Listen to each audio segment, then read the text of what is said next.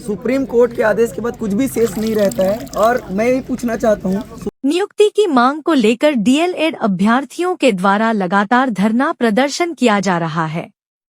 आज आंदोलन के 9वें दिन अभ्यर्थियों के द्वारा राजधानी के तूता स्थित धरना प्रदर्शन स्थल के समीप के तालाब में सांकेतिक जल समाधि लेकर सरकार तक अपना विरोध जताया।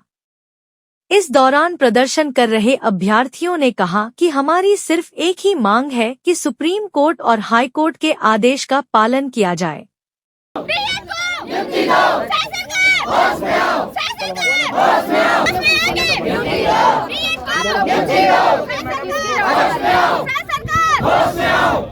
हम अपना अधिकार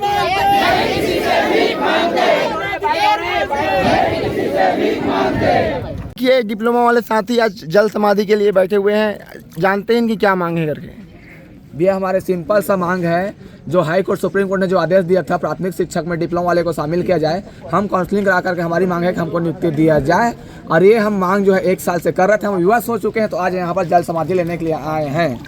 आप क्या कहना चाहेंगे? सर, सुप्रीम कोर्ट के आदेश के बाद कुछ भी शेष नहीं रहता है और मैं ये पूछना चाहता हूँ, सुप्रीम कोर्ट का जब आदेश आता है वो पूरे भारत में एक समान लागू होता है, सभी नागरिकों को पालन करना उनका कर्तव्य होता है और सरकार का कर्तव्य होता है।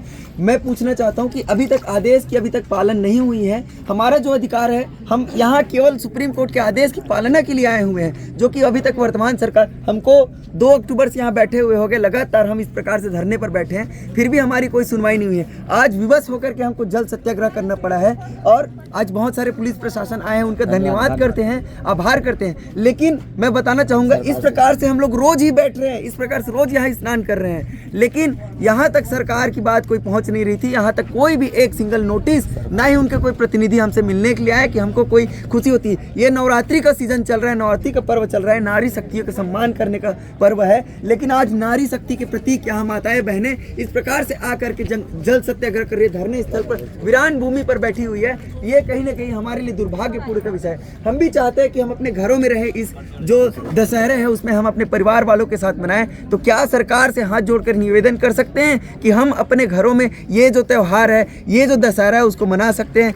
आप यहाँ से हमारे लिए एक नियुक्ति आदेश जारी कर दें, हम इसको गंगा जल समझ करके स्नान करके हम लोग यहाँ से निकल जाएंगे। आपसे हाथ जोड़ के विनती है, और कोई माध्यम हो तो तब भी बता दें, वो भी करने के लिए तैयार है। सरकार बोलता है कि हाई कोर्ट और सुप्रीम कोर्ट के आदेश का उसका मंथन कर रहे हैं, तो मंथन कर रहे हैं सुप्रीम कोर्ट के आदेश का, तो कोर्ट को ही बंद कर देना चाहिए। और क्या मंथन करने को बचा है? सुप्रीम कोर्ट के आदेश के बाद कोई मंथन करने का चीज बचता है क्या सर, बताइए आप।